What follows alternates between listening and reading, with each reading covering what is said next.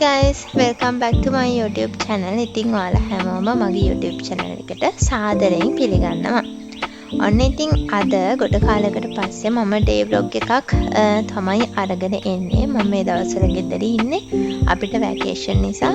ඉතින් මගේ අද දවස ගත වුණේ කොහොමද කියලා ඔයාලත් එක්ක share කරගන්න තමයි යන්නේ. මේ දවස්වල ඉතින් නිවාඩුනේ පාඩම් වැඩ කරන්න එහෙමත් මුකුත් නැහැ නිසා මම ටිකක් පරක් වෙලා තමයි නැගිටින්නේ. අදත් මම නැගිට්ටේ උදේ 8ට. නැගිටලා ඉතින් රූම් එකේ ජනෙල් ටික ඇරලා අර මම හැමදාම කරන වැඩ ටික ඒ විදිහටම කරා. අද දැන් මම පරක් වෙලා නැගිට්ටත් හවස වෙනකම්ම මම ප්‍රොඩක්ටිව් විදිහට ගත කරන්න තමයි හිතන් ඉන්නේ. හැබැයි ප්‍රොඩක්ටිව් කිව්වට අද ස්ටඩීස් මුකුත්ම වෙන්නේ නැහැ. මොකද වැකේෂන් නිසා මුකුත්ම පාඩම් වැඩ කරන්න නැහැ. ඒ නිසා ස්ටඩීස් මුකුත්ම නැතුව හැබැයි දවස ප්‍රොඩක්ටිව් කරගන්න තමයි මම යන්නේ. අන්න ඉතින් නැගිට ගමන් මම ඕක තමයි කරන්නේ. මගේ කොණ්ඩේ පීර ගන්නවා. මොකද මම රැට කොණ්ඩේ කඩාගෙන නිදියන්නේ නැගිටිනකොට චුට්ටක් කවල් වෙලා තියෙන්නේ. නිසා ඉස්සෙල්ලාම කොණ්ඩේ පීර ගත්තා. ඊට පස්සේ වොෂ් එකක් දාලා එහෙම මගේ මේ පැල දෙක ඊයේ හවස වතුර දාලා එළියේ තිබ්බේ. ඒ දෙකත් අතලට අරගෙන ආවා.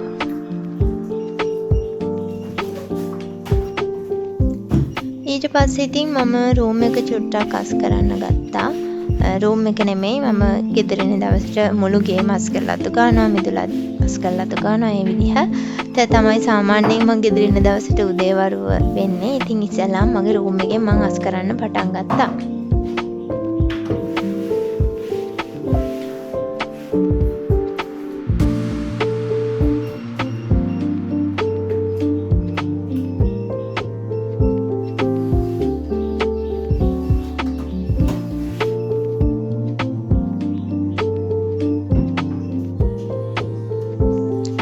ඊට පස්සේ මගේ කොෆි එක බිව්වා.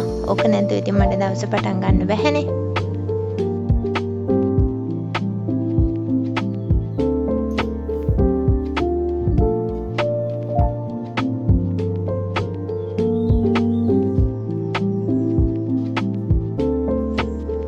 ඊට පස්සේ ඉතින් අනිත් වැඩ ටික කරනකම් ඔයාලගේ vlog එක අප්ලෝඩ් වෙන්න දැම්මා මම. ඊට පස්සේ තමයි මම අනිත් වැඩ ටික පටන් ගත්තේ.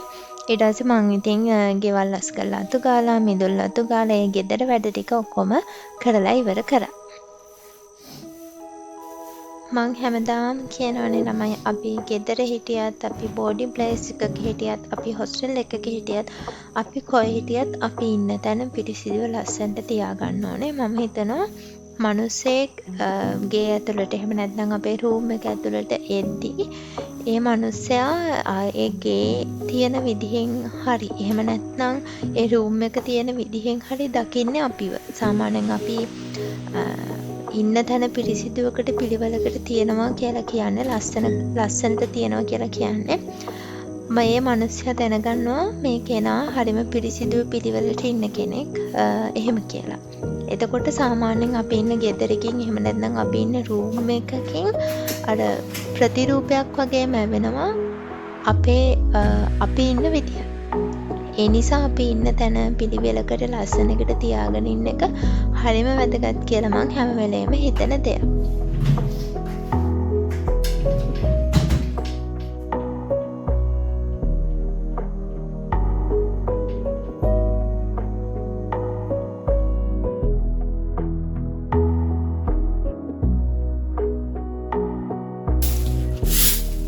ඊට පස්සේ නම් මම රූම් එකේ හඳුන් කුරත් එහෙමත් පත්තු කරලා තියලා ඇවිල්ලා මිදුලත් වටේටම අතු ගාලා දැම්මා.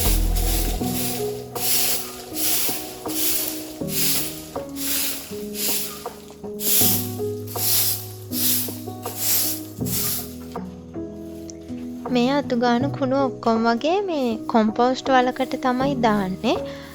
කොම්පෝස්ට් වලක් කියලා කිව්වට අර වැඩ හිට කෝටු ගහලා මේ මම වත්තේ හැමතැනම වගේ හදලා තියෙනවා කොම්පෝස්ට් වලවල්. අපි අතු ගාන කුණු ඊට පස්සේ ඔය කුසින් අහක් කරන ඒවා ඒ වගේ හැම මේ දිරණ අපද්‍රව්‍යයක් මේ කොම්පෝස්ට් වලට දාලා ඒවා තමයි මල් පැල වලට පොහොර විදිහට එහෙම ගන්නෙ. ඒ වැඩ ඉවර කරලා මම උදේ කෑම එක ගත්තා. අද මං ආසම කෑම කම්බිනේෂන් එකක් තිබ්බේ. ඒ නිසා මම බඩ පැලෙන්න කෑව හොඳට උදේට. ඊට පස්සේ තමයි ඉතුරු වැඩ ටික පටන් ගත්තේ. දැන් මම මේ කරන්න යන්නේ ඇන්තෝරියම් පැල වගේක් හදන්න. ඉස්සෙල්ලම අපේ ගෙදර මල් වත්තක් වගේ සෑහෙන්න මල් තිබ්බා. ඇන්තෝරියම් වල වෙරයිටිස් තිබ්බා ගොඩක් ලොකු ප්‍රමාණයක්. මට මතකත් නෑ ඒ කාලේ මම චූටි. හැබැයි මම ඒ ලෙවල් කරන්න ගත්තට පස්සේ ඉඳන්ම ඕවට සාත්තු කරන්න කවුරුත් නෑ. මමත් බිසි වුණා. ඊට පස්සේ මං කැම්පස් ගියා. ඉතින් ඕවා බලන්න කෙනෙක් නැතුව ඇන්තෝරියම් ටික හොඳටම ගොඩක් ඒවා මැරිලා ගිහිල්ලා.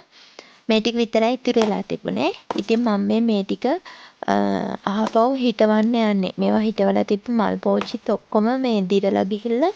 ඒ නිසා මම ඒ ටික ඔක්කොම අයින් කරලා මේ පැල ටික බිම හිටවන්න තමයි මේ යන්නේ.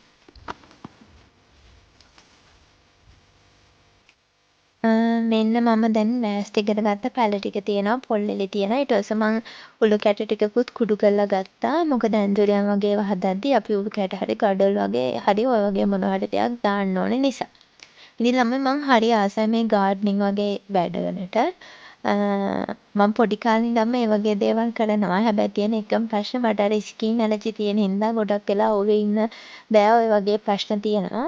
හැබැයි ඉතින් ඒක ගැන හිටියොත් මුකුත් වැඩක් කරගන්න හම්බෙන්නේ නෑනේ. ඒ නිසා මම මේක පැත්තක දාලා මේ වැඩ ටික කරලා ඉවර කරා.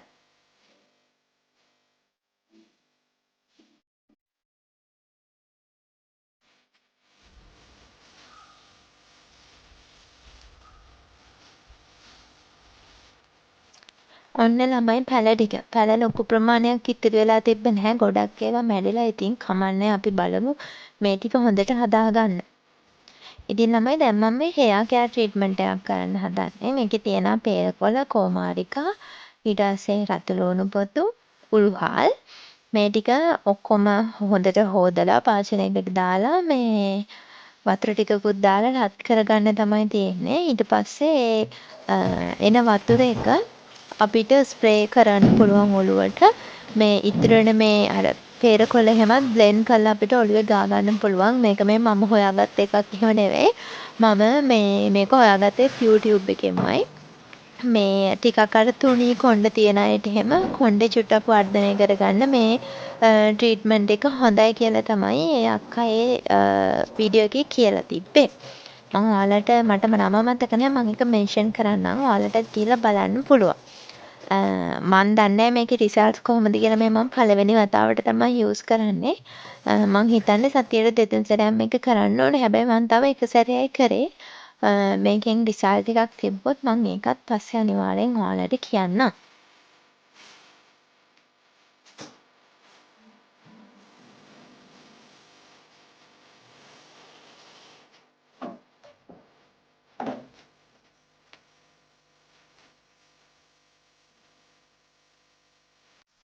ඒක රත් වෙනකන් ළමයි මම වෙන වැඩක් කරන්න පටන් ගත්තා. මේ තියෙන්නේ සේර. ඔයාලා දන්නවා ඇති බොහෝ දුරට සේර කියන්නේ කුළුබඩු වර්ගයක්.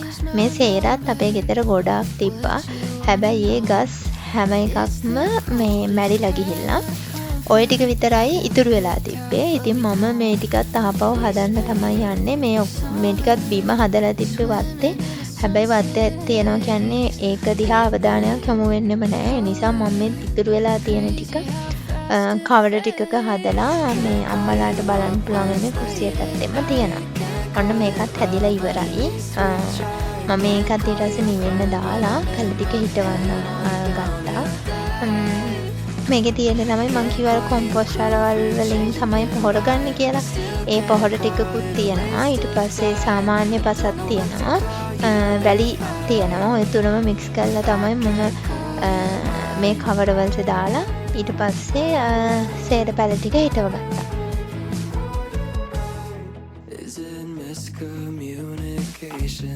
මේවා ගොඩක් සවුත් වෙලත් වගේ තියෙන ළමයි මෙන්න මේ 4-5 විතරයි මේ චුට්ටක් හරි හොඳට තියෙන අල ටිකකට මට හම්බුනේ. කමක් නෑ අපි බලමු මේ ටික හිටවලා මම හිතනවා මේ ටික වැවේ කියලා හොඳ සාත්තුවක් හම්බුනාට පස්සේ.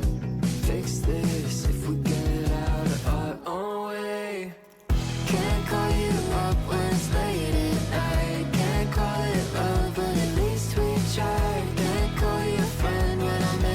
හිහි අපේ ගෙදර මල් බාල්දියක් නෑ ළමයි. මේ තිබ්බ එක කැඩිලා තිබ්බෙත් ගොඩ කාලෙකට කලින් මං ඉතින් ඔය සැමන්ටින් එකක් යටින් පොඩ්ඩක් හිල් කරලා තමයි මල් වලට වතුර දාන්න ගන්නෙ.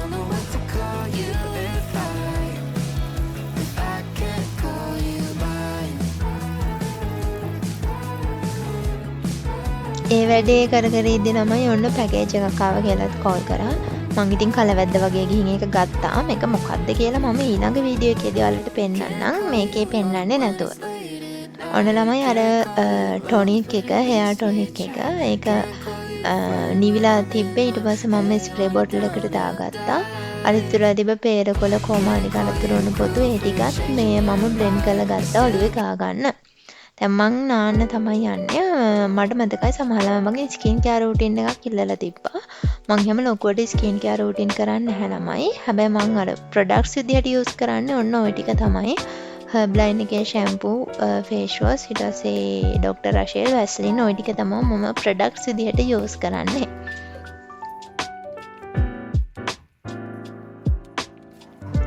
ඔන්න ළමයි මම නාලා ඇවිල්ලා ලන්ච් එකත් අරගෙන ඊට පස්සේ මේ තියෙන කුසියේ තියෙන වැඩ ටික ඉවර කරලා දැම්මා. නැත්නම් ඕවා ඉවර කරලා තිබ්බේ නැත්නම් අපේ අම්මා ගෙදර එද්දි අපේ අම්මට හරියට තරහ යනවා. ඒ නිසා ඉතින් මං ඔක්කොම වැඩ ටික ඉවර කරලා එයා එද්දි කුසිය ලස්සනට අස් කරලා එහෙම තියෙනවා.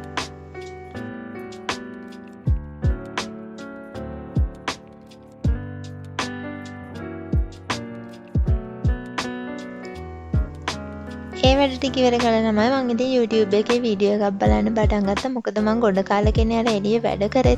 නිසා මට ටිකක් මහන්සි. ඒ නිසා තමයි මම වීඩියෝ එක බලන්න ගත්තේ. හැබැයි ටික වෙලාවක් යද්දි මට මාර නිදිමතක් ආවා. ඒ නිසා ඉතින් මම හිතුවා ටිකක් නිදියගෙන හැදෙනවා කියලා. කවුරු මොනවා කිව්වත් ළමයි මේ දවල්ට නිදියන නිින්ද තරම් සැප නිින්දක් මට නම් තව නෑ. මම ගෙදර හිටියොත් තවලට අනිවාර්යෙන්ම වගේ නිදා ගන්නවා. ඒ නිසා ඔන්න ඉතින් පැය දෙකකට විතර පස්සේ මම නිදාගෙන හැරියා. හැරලා වතුර ටිකකුත් බීලා එහෙම ලොකුවට වැඩක් කරෙත් නෑ. ඊට පස්සේ ඉතින් ටිකක් චිල් එකේ රෙස්ට් එකේ හිටපු එක තමයි කරේ.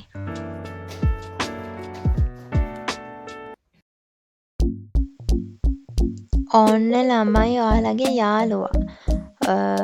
මෙයා ගොඩ කාලෙකින් ඇත්තටම වීඩියෝ එකක හිටියේ නෑ නේද? මොකද මම ගෙදර වීඩියෝ කරේ නැතිම තරම්නේ. මෙයන් මාත් එක්ක හෙන තරහින් හිටියට වීඩියෝ එකකට ඔළුව දාන්න හම්බුන්නේ නැහැ කියලා ඔන්න ඉතින් අද ඇවිල්ලා මේ ඔයාලට ඇඩ් එකක් දාලා යන්න. මේ බලන්න ඉතින් ඕම් බලන්න ඔයාලා දිහා හොඳ හායි කියන්න ළමයි යාට. හායි ටුටු බණ්ඩි හායි.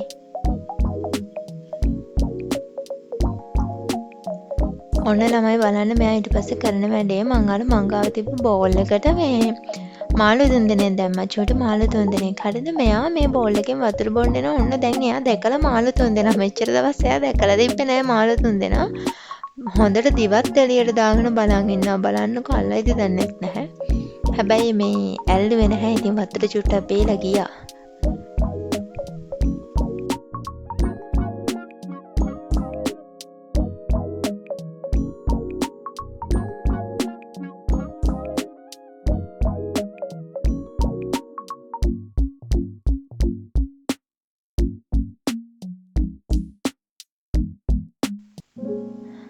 ඔන්න මම නෑවට මට කොණ්ඩේ පීරන්නම් බැරි වුණානේ. ඒ හින්දා ඔන්න මම කොණ්ඩේ පීරන්න පටන් ගත්තා. මම සාමාන්‍යයෙන් ආපු ගමන් කොණ්ඩේ පීරන්නේ නැහැ. කොණ්ඩේ 4න් 3ක් විතර වේලුණාට පස්සේ තමයි මම කොණ්ඩේ පීරගන්නේ.